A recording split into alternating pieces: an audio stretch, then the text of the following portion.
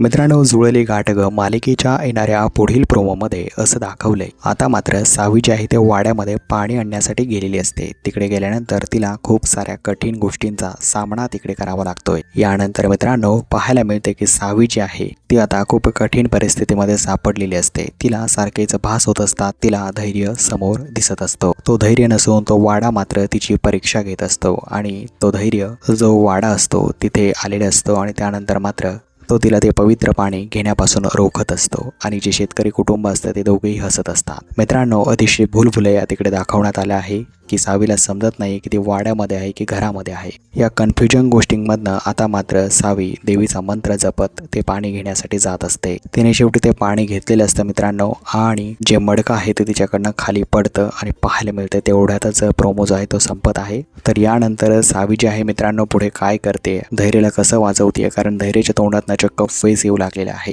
तर पुढील भाग पाहण्यासाठी तुम्ही किती एक्साइटेड आहात मित्रांनो हे कॉमेंट बॉक्समध्ये कॉमेंट करून नक्कीच सांगा। येणाऱ्या व्हिडिओसाठी चॅनलला सबस्क्राईब करून घ्या। धन्यवाद।